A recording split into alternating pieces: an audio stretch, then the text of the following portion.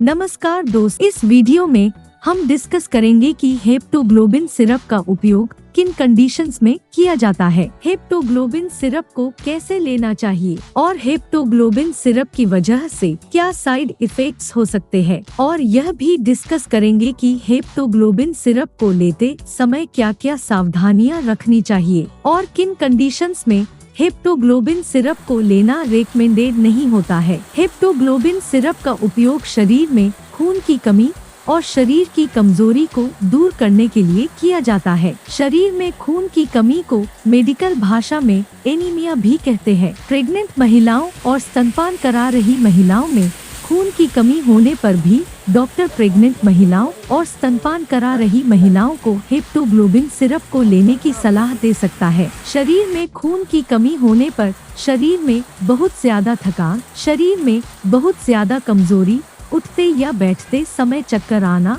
त्वचा और आंखों में पीलापन, हाथों और पैरों का ठंडा होना, सिर दर्द रहना, छाती में दर्द होना, सांस लेने में तकलीफ होना और दिल की धड़कन का तेज होना आदि लक्षण शरीर में खून की कमी होने पर हो सकते हैं। शुरुआत में ज्यादातर व्यक्तियों में खून की कमी होने पर कोई लक्षण नहीं होते हैं, लेकिन जब एनीमिया की गंभीरता बढ़ती जाती है वैसे वैसे एनीमिया के लक्षण भी बढ़ते जाते हैं। इसलिए शरीर में खून की कमी को पूरा करने के लिए और शरीर में कमजोरी को दूर करने के लिए डॉक्टर हेप्टोग्लोबिन सिरप को लेने की सलाह दे सकते हैं। दोस्तों, कृपया वीडियो को लाइक करना न भूलें। अब हम डिस्कस करेंगे कि हेप्टोग्लोबिन सिरप को कैसे लेना रेकमेंडेड होता है। हेप्टोग्लोबिन सिरप को खाना खाने के बाद लेना रेकमेंडेड होता है। हेप्टोग्लोबिन सिरप को लेने से पहले और लेने के बाद 2 घंटे तक चाय या कॉफी का सेवन नहीं करना चाहिए, क्योंकि चाय या कॉफी शरीर में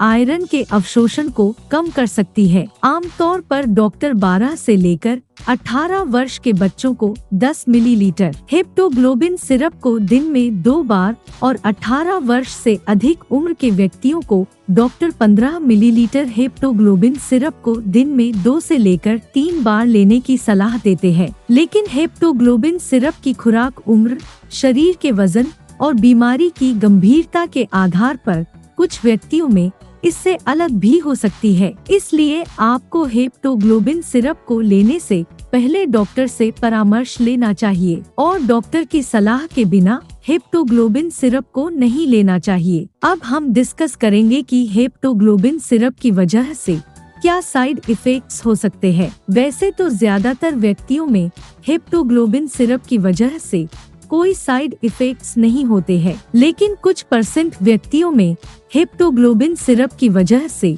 कुछ सामान्य साइड इफेक्ट्स हो सकते हैं। हेप्टोग्लोबिन सिरप में मौजूद आयरन की वजह से कुछ लोगों में कब्ज या दस्त की समस्या हो सकती है। इसके अलावा कुछ व्यक्तियों में हेप्टोग्लोबिन सिरप की वजह से उल्टी आने का मन होना और पेट में दर्द हो सकता है। हेप्टोग्लोबिन सिरप की वजह से टट्टी का रंग ब्लैक हो सकता है। हेप्टोग्लोबिन सिरप की वजह से टट्टी का रंग ब्लैक होना एक सामान्य बात है। अगर हेप्टोग्लोबिन सिरप को लेने के बाद टट्टी का रंग ब्लैक आता है तो इसका मतलब यह है कि हेप्टोग्लोबिन सिरप आपके शरीर में सही से काम कर रही है। अब हम डिस्कस करेंगे कि हेप्टोग्लोबिन सिरप को लेते समय क्या क्या सावधानियां रखनी चाहिए और किन कंडीशंस में हेप्टोग्लोबिन सिरप को लेना रेकमेंडेड नहीं होता है। हेप्टोग्लोबिन सिरप को दूध, कैल्शियम सप्लीमेंट्स और पेट में गैस कम करने वाली एंटासिड दवाओं के साथ नहीं लेना चाहिए, क्योंकि हेप्टोग्लोबिन सिरप को दूध, कैल्शियम सप्लीमेंट्स और एंटासिड दवाओं के साथ लेने से